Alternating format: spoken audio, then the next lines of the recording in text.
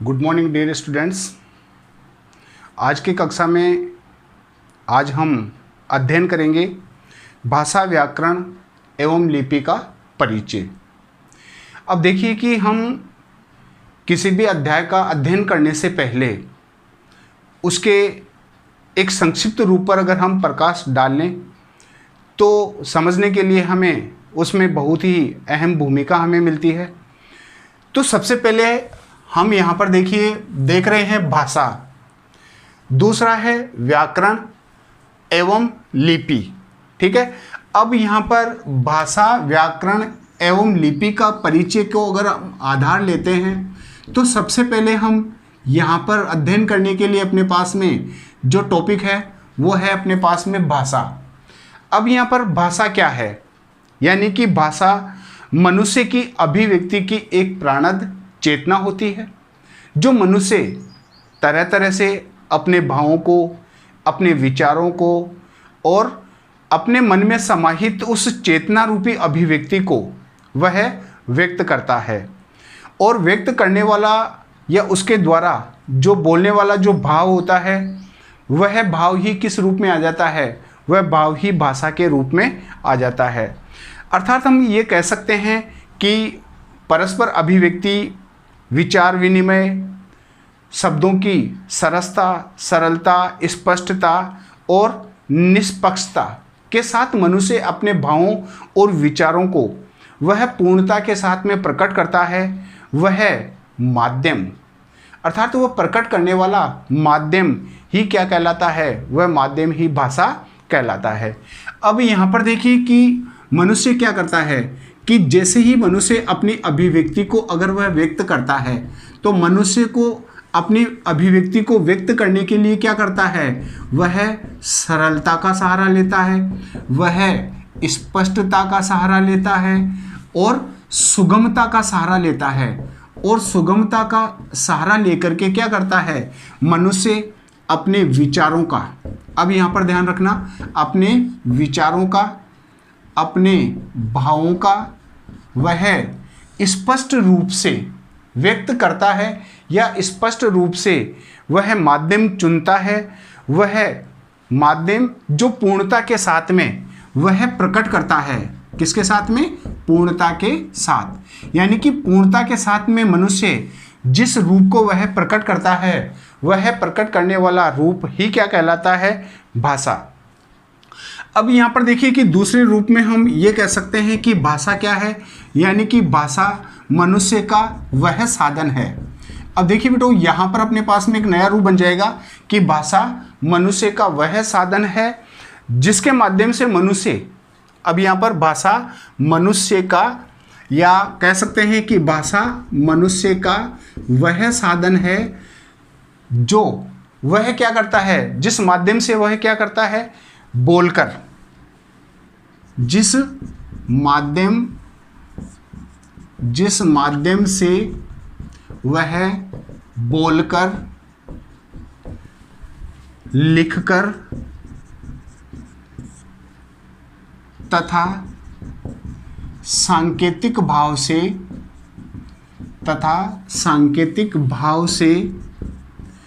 अपने विचारों को, अपने भावों को व्यक्त करता है। वह व्यक्त करने वाला भाव ही क्या कहलाता है, भाषा कहलाता है। अर्थात उसे हम भाषा कह सकते हैं। अब यहाँ पर देखिए कि कई बार देखा होगा कि भाषा के भी कई ऐसे विभाग होते हैं, भाषा के भी कई ऐसे अंग होते हैं। जैसे जैसे आपने देखा होगा कि आपने कहावत सुनी होगी कि कोस कोस पर बदले पानी, कोस कोस पर बदले बानी, कोस कोस पर बदले पानी। यानी कि अगर आज हम यहाँ ढूढ़ाड़ी बोलते हैं, मारवाड़ी बोलते हैं, हिंदी बोलते हैं, अगर हम मारवाड़ साइड में जाते हैं तो वहाँ मारवाड़ी हमें देखने को मिलेगी। अगर हम गुजरात साइड में जाते हैं तो वहाँ पर गुजराती हमें देखने को या सुनने को मिलेगी। तो यहाँ पर जैसे जैसे मनुष्य अपने क्षेत्र को बदलता रहता है, वैसे वैसे मनुष्य के बोली बदलती रहती है, उसकी भाषा बदलती रहती है, उसके भाव और विचार बदलते रहते हैं। तो हम मोटे तौर पर ये कह सकते हैं कि भाषा वह साधन है जिसके माध्यम से मनुष्य बोलकर, लिखकर या संकेत करके परस्पर अपने भावों, अपने विचारों को पूर्णता के साथ में प्रकट करता है। वह प्रकट करने वाला माध्यम ही क्या कहलाता है? भाषा कहलाता है। अब देखिए कि सबसे पहले हम यहाँ पर ये ले सकते हैं कि ये भाषा क्या है, अर्थात तो भाषा का माध्यम क्या है। भाषा उच्चारण स्थानों से निकले सार्थक ध्वनि है, यानी एक सार्थक ध्वनि समूह है जिसे मौखिक और लिखित दो रूप होते हैं। अब देखिए कि भाषा उच्चारण स्थानों से, अब यहाँ पर जो भाषा है वो क्या है? वो उच्चारण स्थानों से निकले हुए। अब यहाँ पर हम ले सकते हैं कि उच्चारण स्थानों से निकले हुए, अब यहाँ पर हम ले सकते हैं निकले हुए रूप हैं। अब ये जो निकले हुए रूप हैं वो यहाँ पर निकले हुए रूप कितने हो जाएंगे? अब यहाँ पर जो निकले हुए रूप हैं वो कितने हैं? वो 2 हैं। और दोनों रूपों को अगर लेते हैं तो देखिए कि यहाँ पर जो पहला इसका जो रूप बनता है वो बनता है लिखित रूप, यानी कि पहले रूप को हम क्या नाम दे सकते हैं? लिखित रूप नाम दे सकते हैं। और दूसरा जो यहाँ पर रूप बनता है वो रूप है जिसको हम नाम दे सकते हैं मौखिक रूप। अब देखिए कि हम यहाँ पर आसानी से ये कह सकते हैं कि भाषा के उच्चारण स्थान से निकलने वाले 2 रूप होते हैं, जो पहला लिखित रूप में होता है और दूसरा मौखिक रूप में होता है। ठीक है, तो हम अब यहाँ पर कह सकते हैं कि भाषा के कुल कितने भेद बन गए? भाषा के यहाँ पर 2 भेद बन गए, पहला लिखित रूप और दूसरा हो गया मौखिक रूप। अब यहाँ पर देखिए कि मौखिक और लिखित दोनों के अगर आधार को लेते हैं तो मनुष्य क्या करता है? लिखित एवं मौखिक भाषा के माध्यम से ही वह अपने भावों को और अपने विचारों को दूसरों तक पहुँचाते हैं। और दूसरों तक पहुँचाने का जो उनका माध्यम होता है, वह दूसरों तक पहुंचाने का माध्यम ही क्या कहलाता है? वो एक भाषा का रूप कहलाता है। अब देखिए कि यहाँ पर हम देखते हैं कि मनुष्य भाषा के माध्यम से ही क्या है? एक व्यक्ति से किसी दूसरे व्यक्ति से वह अपने भाव और विचार किसी ना किसी चीज़ को माध्यम बना करके वह व्यक्त करता है। और वो माध्यम बनाने वाला जो उसका रूप होता है वो रूप कौन सा है? या तो है उसका लिखित रूप, यानी कि या तो लिख करके मनुष्य अपने भावों को या अपने विचारों को वह अभिव्यक्त करता है या उन विचारों का वह आदान प्रदान करता है। और अगर वो लिखित रूप में नहीं करके क्या करता है, यानी कि मौखिक का मतलब होता है बोल करके, और मनुष्य बोल करके फिर क्या करता है? अपने विचारों का आदान प्रदान करता है। और आदान प्रदान करने वाला जो रूप है वो उसका जो रूप बन जाएगा वो क्या बन जाएगा? मौखिक रूप बन जाएगा। अब कह सकते हैं कि भाषा ही एक वह माध्यम होता है जिसके माध्यम से मनुष्य अपनी संस्कृति, अपने इतिहास और साथ ही साथ परंपराएं, संचित ज्ञान, भौगोलिक आधार और तकनीकी तथा महान विरासत को समझ पाने में वह भाषा का ही सहारा लेता है। और भाषा के माध्यम से ही मनुष्य क्या करता है? एक देश से दूसरे देश की, अब यहाँ पर क्या कर रहा है मनुष्य? एक देश से दूसरे देश की संस्कृति को, उसके भूगोल को और उसके इतिहास को आदि को समझने में, उसकी जानकारी लेने में वह भाषा को ही माध्यम चुनता है। क्योंकि देखा होगा कि आपने कि मनुष्य अगर एक देश से को छोड़ करके अगर दूसरे देश में जाता है तो वहाँ का भौगोलिक परिवेश बदल जाता है, वहाँ का रहन सहन, वहाँ का खान पान, वहाँ की वेशभूषा और वहाँ की संस्कृति परिवर्तित हो जाती है। और जब तक मनुष्य को अपनी भाषा का पूर्ण ज्ञान नहीं होता है तो वह दूसरे देश की न तो भौगोलिक दशा को पहचान पाएगा, न वहाँ के ऐतिहासिक चीज़ों को वह सही ढंग से उसका संचित ज्ञान को प्राप्त कर पाएगा, न वहाँ की संस्कृति, वहाँ के पहनावे, वहाँ की वेशभूषा और वहाँ की लोक संस्कृति को वह समझ नहीं पाएगा। इसलिए मनुष्य को भाषा के माध्यम से ही, क्योंकि अगर मनुष्य भाषा का अगर ज्ञाता होता है, अगर उसे एक से अधिक भाषाओं का अगर उसे ज्ञान होता है, तो एक देश से दूसरे देश की संस्कृति को समझने में मनुष्य को अहम भूमिका वह भाषा ही उसके लिए माध्यम बनती है और उसी भाषा के माध्यम से वह वहाँ की संस्कृति को, वहाँ की बोली को तथा वहाँ के लोगों की एक आम बोलचाल की दिनचर्या की बातों को वह आसानी से समझ सकता है।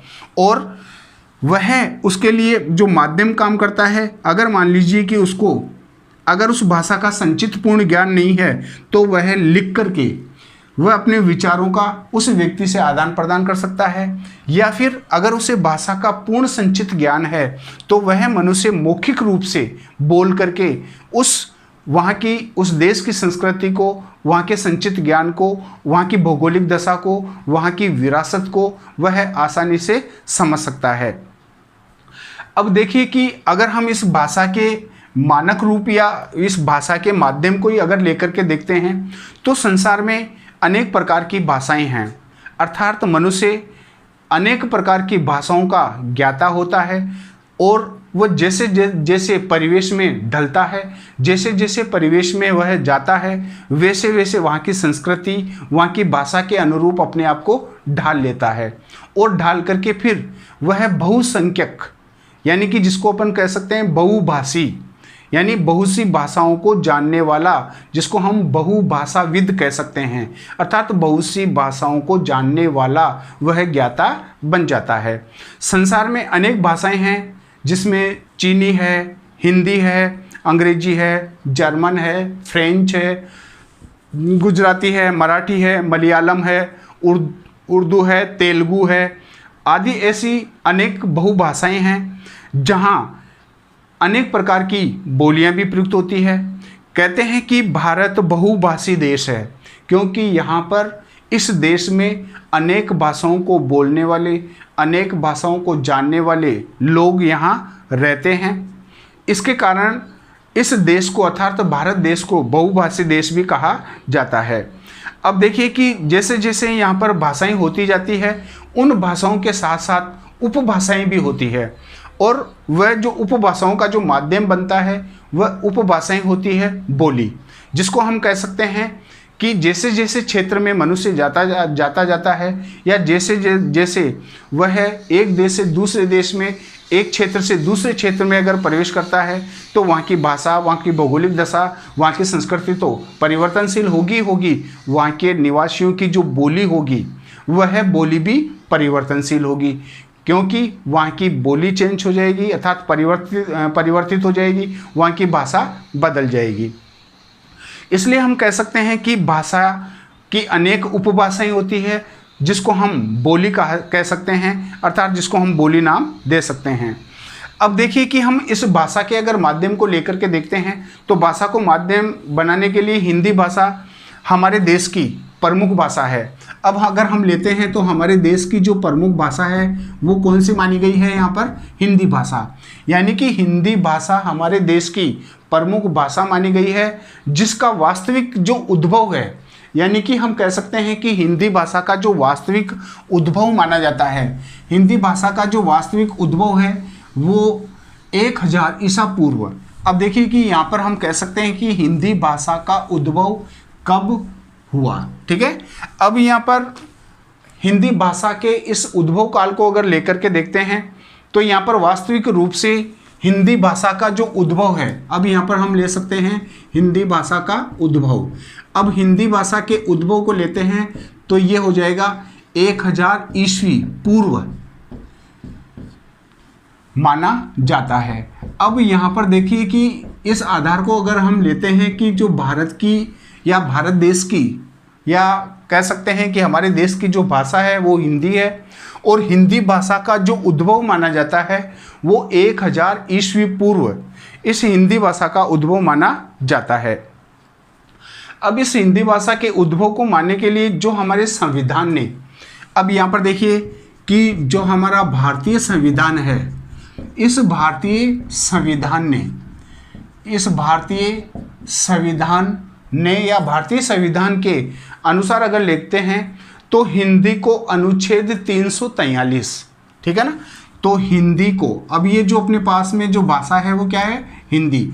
तो हिंदी को अनुच्छेद, अब यहाँ पर देखिए कि जो धाराएं बनी हुई है तो ये धारा है अनुच्छेद 343, ठीक है ना, ध्यान रखना है यहाँ पर, हिंदी को भारतीय संविधान के अनुच्छेद 343 के अनुसार या अंतर्गत इसको राजभाषा का दर्जा दिया गया।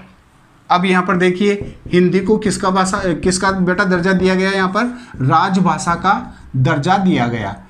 अब यहाँ पर देखिए कि दर्जा दिए जाने का मतलब क्या है, हिंदी भाषा को राष्ट्रभाषा घोषित की गई। कब की गई?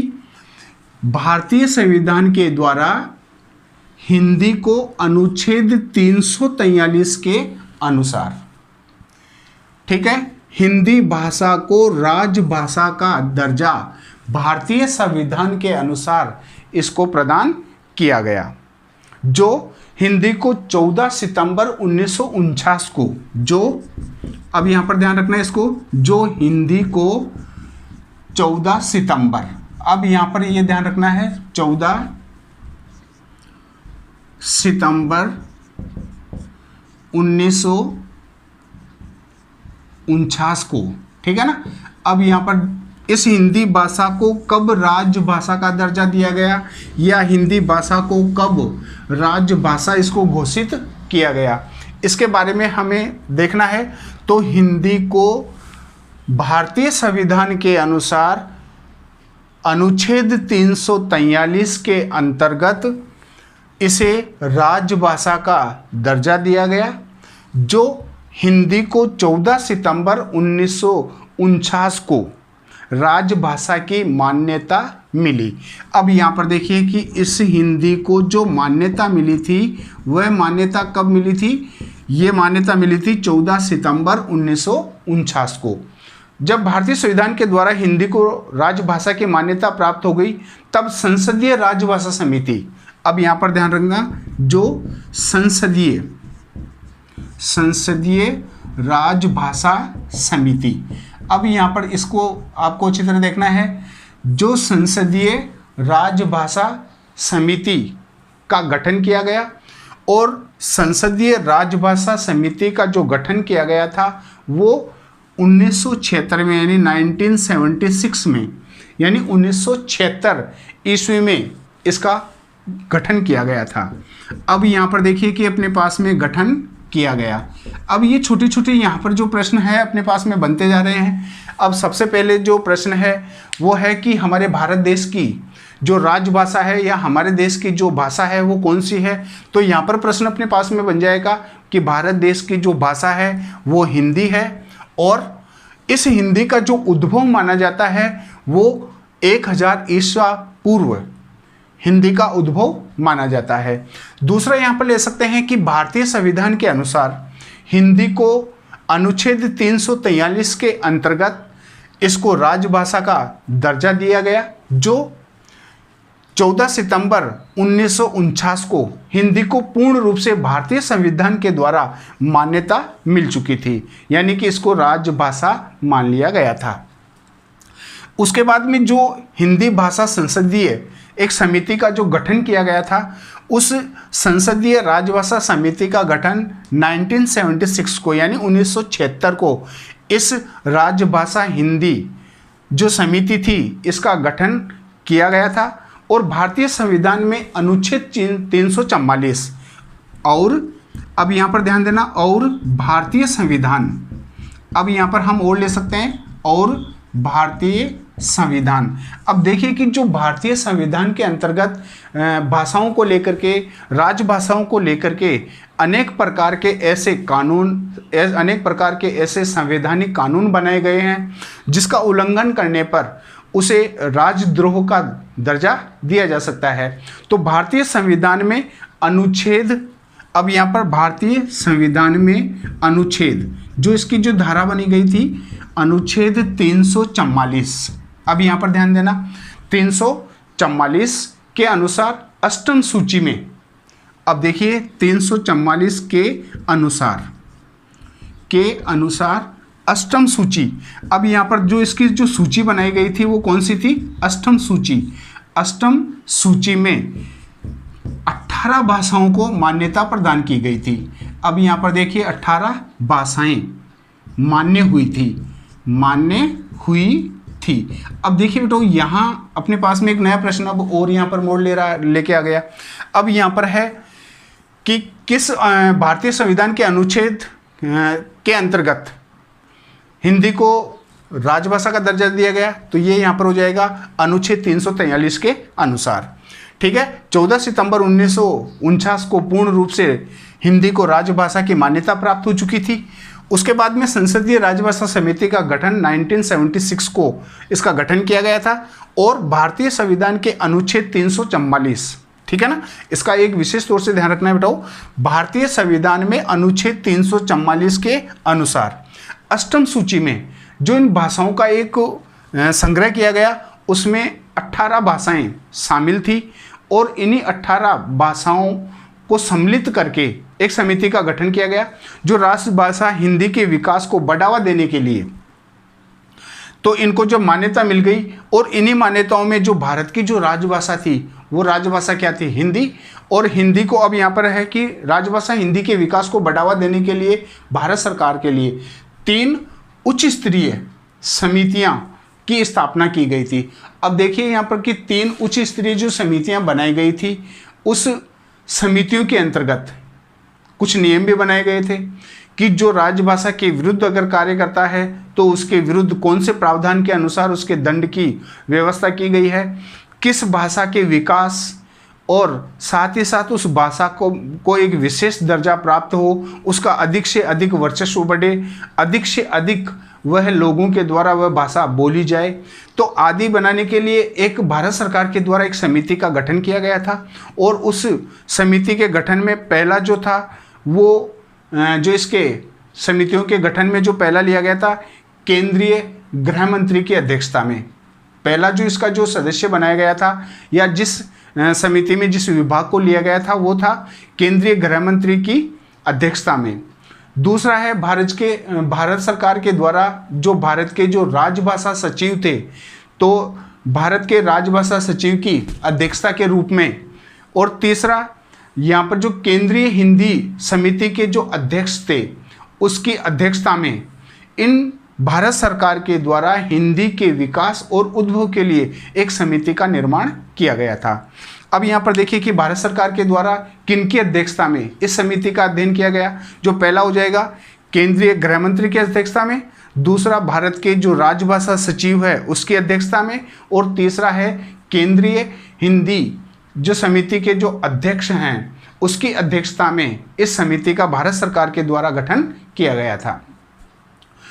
अब यहाँ पर देखिए कि इस हिंदी भाषा को लेकर के हमारे तरह तरह के जो भाषा विज्ञ हैं अर्थात भाषा के जो विद्वान हैं वो जानते हैं कि इस हिंदी भाषा का उद्भव कैसे हुआ, ये हिंदी भाषा शब्द कहाँ से आया और किस तरह इसका विकास धीरे धीरे बढ़ता गया, किस तरह ये आम लोगों की भाषा बन गई, किस तरह ये है कार्यालय भाषा के रूप में इसको विशेष स्थान प्राप्त होने लग गया, किस तरह हिंदी भाषा को राजभाषा की मान्यता प्राप्त हुई।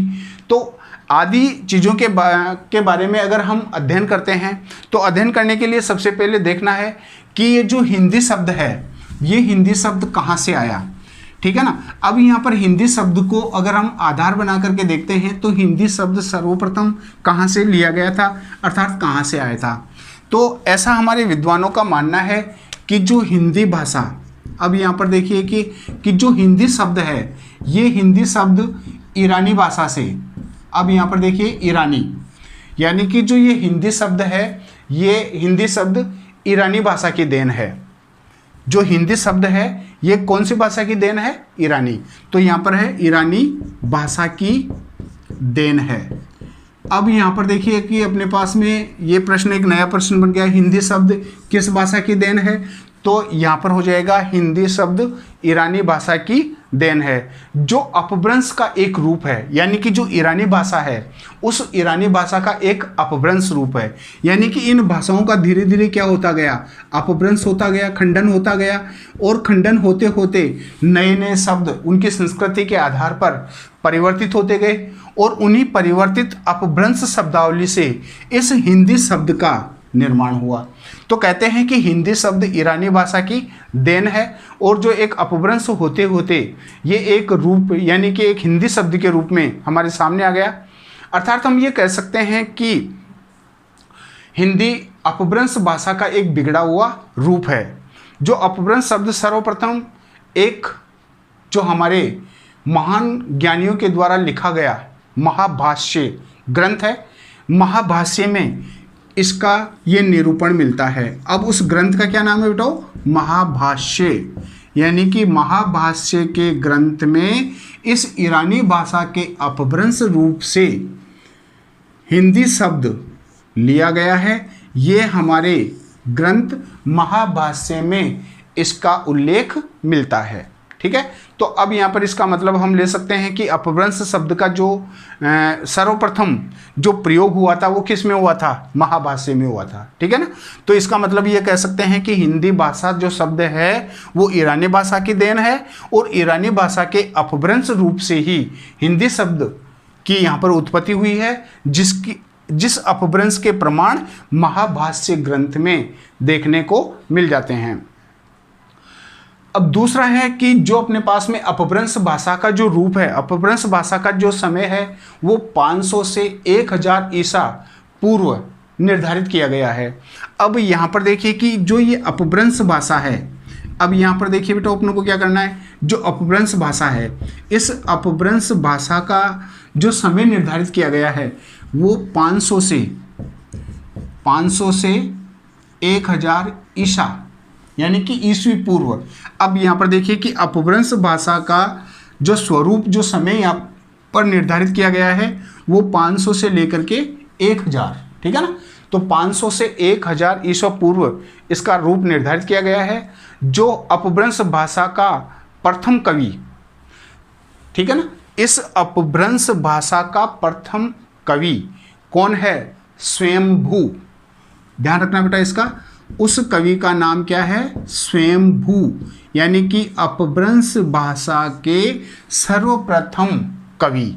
अब यहाँ पर ये स्वयंभू कौन थे? सर्वप्रथम कवि थे। यहाँ पर हम कह सकते हैं सर्वप्रथम कवि। अब ये सर्वप्रथम कवि किस भाषा के थे? तो ये सर्वप्रथम कवि अपभ्रंश भाषा के थे। ठीक है ना, तो इसका हमें आसानी से अब अध्ययन हो गया।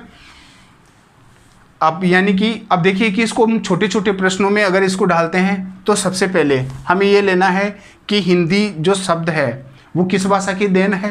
तो हिंदी शब्द ईरानी भाषा की देन है। जो ईरानी भाषा है उसका अपभ्रंश रूप हिंदी शब्द माना गया है।